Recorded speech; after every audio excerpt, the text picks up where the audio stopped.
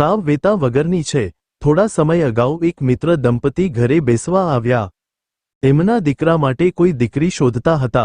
એમણે કહ્યું કે ફલાણા ભાઈની દીકરી છે, તમારો અભિપ્રાય શું છે? મેં કહ્યું, કુટુંબ સારું, દીકરી સારું ભણેલી પણ છે, પપ્પાનો સ્વભાવ પણ ખૂબ સારો, પરંતુ દીકરી વિશે વિશેષ ખબર નથી। પણ એ મારા એક શિક્ષક મિત્ર છે, એમને ત્યાં એ ટ્યુશનમાં જતી, મેં જ એમનો દીકરીને શિક્ષકનો રેફરન્સ આપેલો। આપણે સાહેબને જ ફોન કરીને અભિપ્રાય લઈએ। આથી સ્પીકર ચાલુ રાખી એ શિક્ષકને ફોન કર્યો। થોડી આડીઅવળી વાતો પછી એ દીકરી વિશે પૂછ્યું એટલે કહ્યું કે ભણવામાં તો હોશિયાર હતી, ચાલ ચલગતમાં પણ ખૂબ સારી। પછી ધીમેક રહીને એ શિક્ષક બોલ્યા, આમ બધું સારું, પણ વેતા વગરની। હવે આ અમદાવાદી મિત્ર મારી સામું જોવા લાગ્યા કે આ બધું સારું એમ કહે છે ને પછી ધીમે રહીને કહે છે કે વેતા વગરની એટલે સમજાણું નહીં।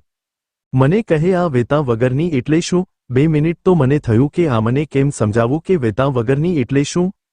મને કહે ચારિત્ર્ય વગરની। મેં કહ્યું, ના ના એવું નહીં, તો ભણેલી નહીં એવું? મેં કહ્યું, ના આજની કહેવાતી ડિગ્રી ધારક તો છે જ, તો પછી આ વેતા વગરની એટલે?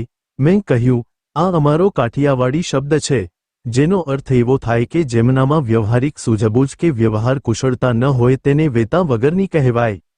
મને કહે એટલે મારે ટૂંકમાં પતાવવું હતું, પણ મિત્રના પત્નીને પણ હવે તો એ જાણવામાં વધારે રસ પડ્યો। મને કહે જરા વિગતે જણાવો ને।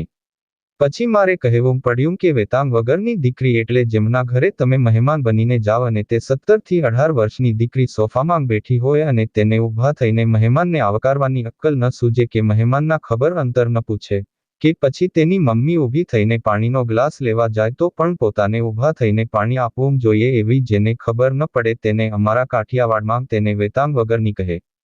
મહેમાન આવ્યા પછી ટીવી બંધ કરીને અથવા તો વોલ્યુમ ધીમું કરીએ અને મહેમાન સાથે વાતો કરીએ, આવી જેને સમજણ ન હોય તેને વેતા વગરની કહે। મહેમાન આવ્યા પછી ઔપચારિક હાય હલ્લો કરી તેના ખબર અંતર પૂછી વાતો કરવાના બદલે ફોન લઈને બેસી જાય તેને વેતા વગરની કહે। મહેમાન જમવા બેઠા હોય તો પોતાની થાળી સિવાય બીજો ધ્યાન જ ન આપે કે મહેમાનની થાળીમાં શું ખલાસ થયું છે તો એ પીરસીએ, આવી ખબર ન પડે તેને વેતા વગરની કહે। મહેમાન ચમચી માટે આજુબાજુ જોતા હોય કે દૂધપાક પીરસ્યો પણ ચમચી નથી તો મહેમાનની ચકડુકડ આંખો જોઈને જે સમજી ન જાય તેને વેતા વગરની કહે। જમી લીધા પછી મમ્મી ઊભી થઈને પોતું કરતી હોય કે ડાઇનિંગ ટેબલ સાફ કરતી હોય અને દીકરી ઊભી ઇન્સ્ટા, ફેસબુક અને વોટ્સએપ ઘૂમડતી હોય અને તે પણ મહેમાનની હાજરીમાં તો તેને વેતા વગરની કહે। આ બધી વાતો શિક્ષણમાં ભણાવાતી નથી અને ઘણી વખત માનને પણ ખબર નથી હોતી। માનને ખબર નથી એટલે દીકરીમાં નથી આવતું। આ વાત બે પરિપ્રેક્ષમાં હોય છે, એક તો સમજણ હોય પરંતુ દાંડ વેડા કરતી હોય। ત્યાં મને ફરી પ્રશ્ન કર્યો, આ દાંડ વેડા એટલે શું? હું ફરી મૂંઝાયો કે આ મને દાંડવેડા કેમ સમજાવું? મેં કહ્યું કે ખબર બધી જ પડતી હોય પરંતુ કામ કરવાની દાનત ન હોય તેને કાઠિયાવાડમાં દાંડવેડા કહેવાય। બીજું પરિપ્રેક્ષ્ય એટલે જેને ખરેખર આવી વ્યવહારુ સમજ નથી પડતી તેને વેતા વગરની કહે।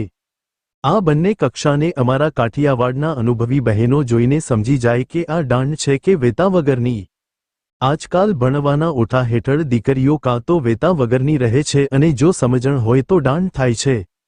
આજે જે બહેનો ડોક્ટર, એન્જિનિયર કે CA જેવી ઉચ્ચ ડિગ્રી ધરાવે છે એ જ્યારે યુવાન હતી ત્યારે અત્યાર જેટલો જ અભ્યાસક્રમ અઘરો હતો, આવી મોટી ટ્યુશનની ભરમાર ન હતી। આમ છતાં આ બધી જ બહેનો કે આજે 50ની આસપાસની ઉંમરની છે એ દરેક બહેનોએ આ બધી જ જવાબદારીઓ નિભાવી છે। તેઓ આ વેતા વગરની અને દાંડ વચ્ચેનો તફાવત તરત સમજી જાય છે।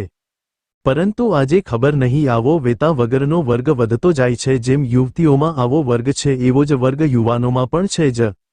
પિતા સ્કૂટરનું સ્ટેન્ડ ચડાવવા મથતા હોય ને દીકરો જુએ છે, પણ મિત્રો સાથે ગપાટા મારવામાંથી નવરો નથી પડતો કે ફેસબુક પર પોસ્ટ મૂકવામાં મસ્ત છે અને પિતાને કહેતો નથી કે લાવો હું સ્ટેન્ડ ચડાવી આપું તો તેને પણ વેતા વગરનો જ કહે છે।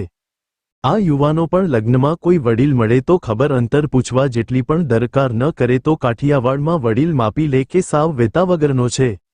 આ વાત યુવક યુવતી બંને માટે સરખી જ છે। દીકરી માટે વિશેષ અપેક્ષા હોય છે કારણ દીકરી એક નહીં બે ઘરને ઉજળે છે એટલે 100 શિક્ષક બરાબર એક માતા છે, 10 શિક્ષક બરાબર એક પિતા એવું તો બોલાતું પણ નથી એટલે માતાનું સ્થાન પિતા કરતાં ઘણું ઊંચું છે। બાળકોના ઘડતરનો પાયો તેની માતા હોય છે। આ રામાયણ વત્તા ઓછા અંશે સહુના ઘરે હોય છે। કુવા માંગ હોય તો અવેડા માંગ આવે. હવે આ અવેડો એટલે શું? એવું ન પૂછતામ. વાંચ્યા પછી આગળ મોકલવા જેવું લાગે તો જરૂર મોકલો. આ પોસ્ટ ગમી હોય તો લાઇક કરશો. દરરોજ નવી વાર્તા સાંભળવા માટે ચેનલને સબસ્ક્રાઇબ કરશો.